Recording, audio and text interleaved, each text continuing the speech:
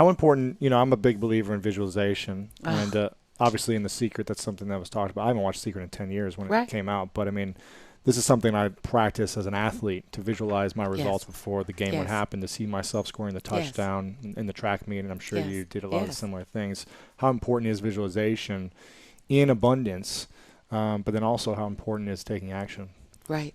So I have 5 visualization exercises in that book, just because it's so important. Visualization is a gift to your heart and your soul. It's a gift, because if the idea is the seed, visualization is the fertilizer. It's the fertilizer, because when your thoughts are connected with an emotion, see, you would visualize yourself winning, and you would feel all the emotion that came with that. And all you're doing now is you're not chasing a foreign emotion. You know the feeling. And now you're just doing what's necessary to get back to that feeling in real time. Exactly. And so what a good friend of mine, Vishen, the CEO of Mind Valley, who I did a visualization with him. We were in Bali, and he said to me afterwards, "I never get emotional." He cried. He doesn't get emotional. Right. He's like Right. yeah. Well, he was like, "I cried. I got emotional." He goes, "I figured it out. It's visualization.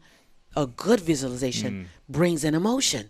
He was like, "That's how you do it." And so I love doing visualizations, because and it's really important in the visualization. You can't see it over there. You have to see it right here. To feel it. You got to feel it right here. Like, I am. It's all I am. I am. I am in my dream home. I am in my dream relationship. And then unpack what that looks like. But most importantly, unpack what it feels like. And when you have that emotion in this moment, all of a sudden you stir up something that I don't think will ever go back to sleep. It'll go, okay, let's go get that. And what it really does is it sets up a state of cognitive dissonance.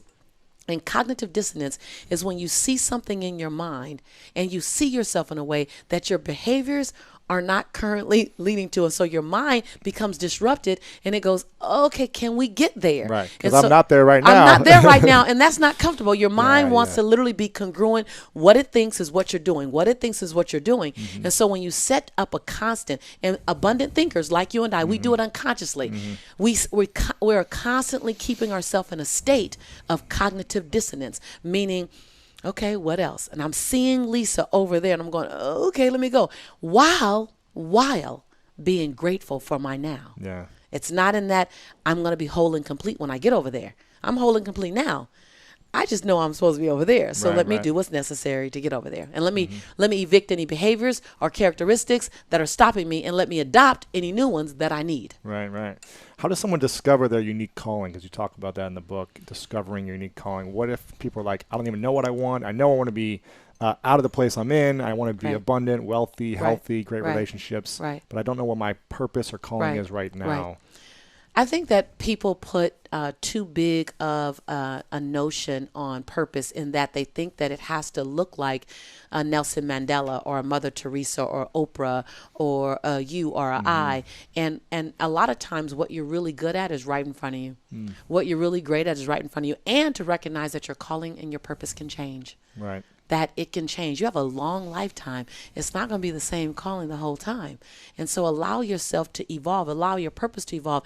What's that thing you do effortlessly that you give no credit to? Because you're just looking past it. Oh, it can't be that because it's not hard. Well, how about it doesn't have to be difficult? How about the fact that you're a great listener? How can you take that and use that and expand that? And don't compare yourself to someone else. Comparison, I think Benjamin Franklin said, comparison is the thief of all joy. It's all, when you look left or right, people are always comparing me to Oprah Winfrey or Iyanla Vanzant or Les Brown or Tony Robbins. I said, listen, I will, if you want me to give you Oprah or Iyanla or Tony or Les, I'm always going to 1,000% fail you. But if you're ever interested, I do a damn good Lisa Nichols. I do a good Lisa Nichols. Yeah. And so when you look at what are my gifts, what are my unique gifts? I knew very early on I was a gifted speaker. I wasn't certified as a gifted speaker. I haven't passed any courses as a speaker. Matter of fact, the last time I took a speech class, I got a D-. And my speech teacher told me, Miss Nichols, I recommend you never speak in public, that you get a desk job. That was in my freshman year of college, the last speech class I took. So a lot of times your gift and your purpose, you've discounted it. Either because someone else discounted it, or what's more common is you don't know how to monetize it. Yes. And sometimes the greatest gift you have to give is not for fee, it's for free. You watch people like you and I and go, well, why can't I get paid for it? Well, not every gift you're supposed to get paid for. Nelson Mandela did not get paid for leading 27 years when he got out of prison. He got paid after that, but he was a great leader while he was in prison. And Martin Luther King, he got paid from the church, but his fight for civil rights, that was a free one, and he paid the highest cost. And you can go on and on and on to some of the greatest leaders, Mahatma Gandhi. There wasn't a paycheck. Right. And so, and I know we're scaled down to our version, but don't get attached to having to get paid for your gift. Right. Yeah. I started this podcast as a way of, I'm going to do this for free for a year. I'm not going to take any sponsors. I'm not going to do anything. I'm not going to sell anything. I'm just going to create and facilitate great conversations. And that's it. And now the money is coming in because of how it's impacted people's lives. And your intention was in the right place. Yeah, but I wasn't like, how can I do this right now to make money? It was, how can I serve the maximum number of people? That right there. That when people live in a place of servant leadership, my grandmother said when I was 24, if you live in how can you serve the most people? When I sit with my team, I go, how can we serve more people? How can we serve? Last year, we were able to touch 30 million people. Wow. And that's all our question. Now, as we serve, our platform gets brought up. But how can we serve? Don't tell me how we can make more money. I'm not interested in that. I'm interested in how can we serve more? Because if I do the right thing for the right reasons, everything I need will be a byproduct of that. Exactly. So I think we get caught up in, society allows us to has us looking at possessions. And so we begin to measure our joy and our abundance on possessions. I have a friend he's worth $14 billion. Wow. How do you even write that? I had to write it down so I could see it. How many zeros is that? Right. A lot. He's worth $14 billion. I checked my email on my phone before we started, and he's on my phone asking me, please come visit me, because he's lonely. He's rich, but he's not abundant. Yeah. He flew from Canada to come to my house for New Year's just to be around people who were celebrating and wanted nothing from him. And so don't pursue the things. Pursue the acts of service, and everything you need will come. I promise you. Yeah, that's powerful. Let's talk about the 4 E's. What is this principle, the 4 E's, that you talk about in your book? Yeah. So, I like to break up my life in quadrants, and I help my students. I do a lot of coaching. I do personal development and professional development coaching.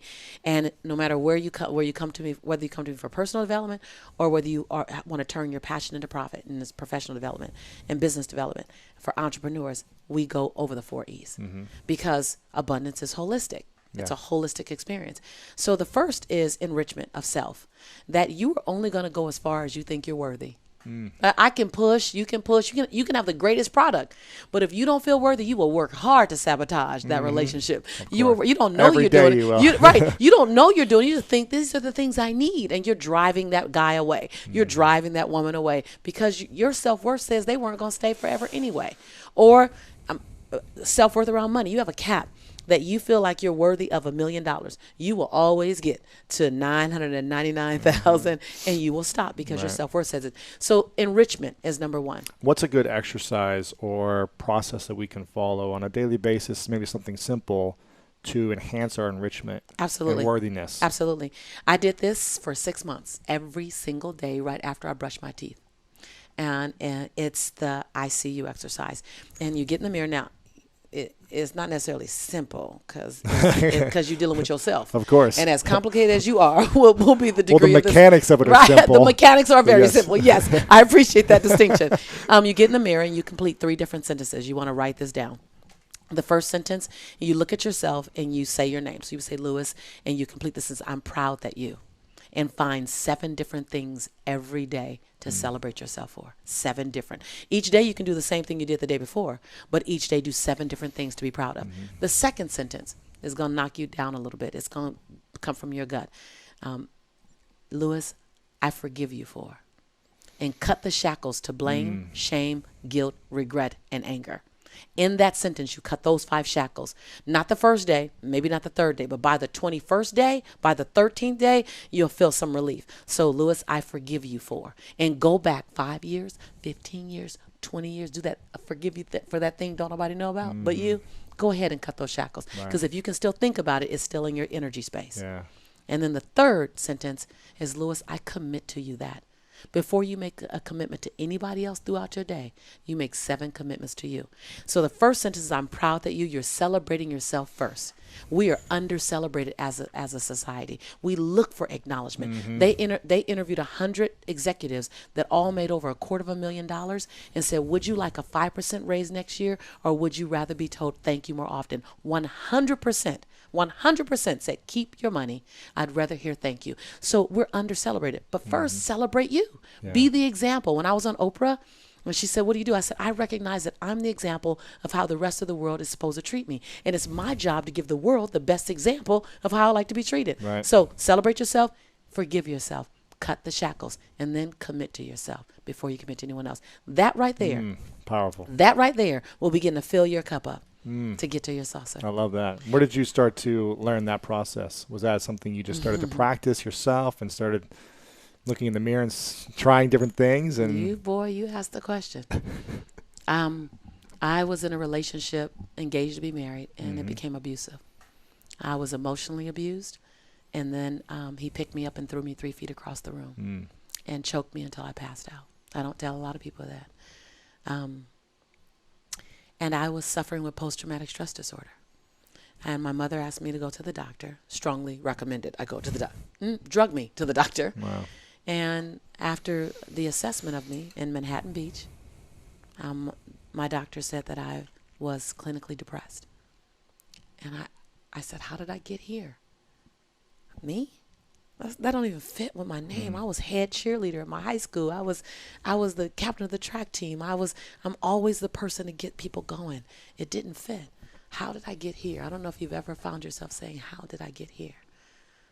I was sitting on the table in the doctor's office saying, how did I get here? And when she wrote me the prescription, she handed me the prescription. And I read the prescription, and it said, Lisa Nichols, Prozac. It was like I was looking at a foreign statement, my name and Prozac. And I asked her, I said, can I try something for 30 days? Because I realized I was just sad. I lost me. I had lost me in him. I had lost me in being a mother. I had lost me in being the mother of a son whose father was in prison and trying to hide that shame and then trying to make this man happy and then beginning to fend for my life. I lost me. So I needed to discover me. I needed to remind myself who I was. And so I just realized I didn't celebrate me. I was beating myself up. I was really mad at me. And I was showing up for everyone else. So I just made up these sentences. And I did it to rescue myself, to turn my crawl into a walk. And I ultimately was able to turn my crawl into a walk, and my walk into a run, and my run into a soar. But it started as a crawl. So I don't offer the how I got to that exercise often unless someone asks. Thank you very much, You're welcome. My darling. Thanks for sharing. And yeah, and opening up. I've long since learned 4 things. To me, this is the road to true freedom. I have nothing to prove. I have nothing to protect. I have nothing to hide. And I have nothing to defend. That your perception of me after I tell my truth is actually none of my business. My perception of me, that I go to bed as whole and complete as I woke up. Before I check how many likes I have on Facebook, that I like me first. And every other like is bonus. There you go. Like it. That was a long road to get to. Long road. Sure. Long road. Yeah. And we probably have to constantly be reminded of it, And then when get in that place. And then when I live like I'm forgetting, you have to have accountability partners stashed in the corners of your life. And you have to give them an assignment on your high day. Yeah. You have to give them an assignment on your high day. If I look like I'm slipping. Well, my ego's in the way. Get in my face. Get in my face. Check me. Right. Get in my face and remind me of the man, of the woman I said I wanted to be. Don't let me off the hook for the 2020 version of me. Because we're humans. It's going to happen. Man. As long as we're breathing, we're going to be out of integrity at some Man, point. come on. Yeah. Your humanity's going to get in the way. Your Exactly. ego, or ladies, your she-go is going to get hooked. Exactly. Absolutely. Your resentment, your Absolutely. your smallness, everything, just smallness. It all fits in Exactly. smallness. Yeah. I'm human. Yeah. And so I'm the best thing I did was to keep people around me, to hold me accountable to the woman I said I want to become. Sure. That's great. I love that. That's why I have a lot of people from the Midwest who work with me on my team to support me, keep me grounded. Right. Like, don't get too Hollywood. Exactly. Don't get caught up in the lights and the cameras and the daggone headset. Exactly. Exactly. Absolutely. Okay, enrichment. That's the first part. The second part is enchantment. Relationships are going to define the quality of your life. When you're on your bed on your last days, you're going to want to know who's going to be around you. Bottom line, you're not going to care about another podcast. No. You're not going to care about another sponsor. I'm not going to care about another book or the freaking New York Times best. It matters to us now. Yeah. But the relationships in your life are going to determine the quality of your life. And so mind your relationships. And so in the book Abundance Now, I teach you how to heal broken relationships that matter to you, how to get back level set. I give you this great tool called it's a conversation to heal a broken experience. So it's called a communication charter. I use it in my company. I use it at my house. Yeah. And so just is about how do I keep great relationships. And then the third area is engagement, work engagement. You're going to spend so much time in work, and we're so emotionally attached to our work. And most of the time people are attached in such a dismal way that why would you have that dismal energy around something you're going to spend so many hours in? So I teach you how to shift your energy toward your work so that you no longer look at it as your work. Now it's no longer your JLB. Like everyone in my community, everyone in my tribe, they no longer say they have a job. They say, I have an investor. And when you look at your job as your investor and you really rename it as your investor, and it's investing in your breathtaking future, it has the capacity to buy anything you want for your future if you mind your money right. Right? It can buy your freedom. And all of a sudden you start treating your investor better and you're more excited about going. Matter of fact, you're grateful. Fun. You're grateful for your investor. Doesn't feel like work. Man, my investor was LA Unified School District. That was a hard place to be when it was a job. I'm just telling you. But as an investor, for 3.5 years, I wrote myself a check, and I put in the memo line, funding my dream. I didn't even know what the dream was. I wasn't even clear. I just knew whatever my dream was, it was going to cost some money, and I needed to pay. And I need to have some money to pay. And that if I was going to ask other people to invest in me, I had to be my first investor. Who am I to ask someone to put money my way when I didn't put money my way? Right. So I wanted someone for them to match. Just match my investment in me. I got 10 in. Can you put 10 in? I got 20 in. Can you put 20 in? And so when you look at your job, your work engagement as an investor into your breathtaking life, all of a sudden there's a different energy around it. Yeah. And then the last one is money endowment. And to recognize more than the Dr. Seuss family and the Disney family and the McDonald's family and the Lawrence Welk family has a right to an endowment. When you get the understanding, and I really unpack it here where you kind of go, what? Like I'll make you do a couple of Scooby-Doo looks in the book, like roll. When you look and go, I can do an endowment, because we think it's for them. Remember, I started this conversation with abundance is for those people over there, especially when it comes to an endowment or a living legacy, like in your book, and creating a legacy. To recognize that, wait a minute, there's a Lewis endowment and a Lisa endowment and a Don and John and Tanya endowment and fill in the blank here endowment. And I need to live my life to set up my endowment.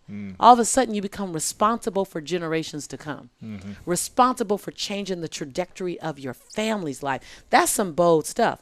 When in your lifetime, you do a needlepoint move for your family. In my lifetime, I was able to do a needlepoint move for my son. Like he's a Nichols child. He's one of many Nichols men. But that's a Nichols man who now knows what it feels like to cook in Italy and in Tuscany and in Florence and in Venice and in Rome. That's a Nichols child who knows what it feels like to go surfing on the Gold Coast of Australia. That's a Nichols child who understands what it feels like to stand on the tallest mountain in Africa. Like his life. I asked him this morning, I said, Jelani, can you, when you get married and have children, can you stay in California so mommy can really see her grandchildren? He goes, well, Mom, that's kind of restrictive. It's restrictive to stay in big California. It's like, Mom, it's kind of, because he knows the world. Yeah. His paradigm shift has occurred. He won't ever live like another, and he'll take everything he's learned and expand the Nichols male child experience. So in my generation, in my lifetime, I was able to change our family experience for him. And so I believe that we have a right to look at our legacy and create a living legacy, and then create a legacy. Right. If you want to learn how to make more money and master money in your life, then check out this video right here. Skip a meal, but don't skip reading. Said read 30 minutes a day. I don't give a damn what it is. And today, I don't mean internet crap. I mean, read something, a biography, read something that's a strategy, read something that's going to change your life. And the second thing I tell people is feeding your mind's great, but you got to also strengthen your body.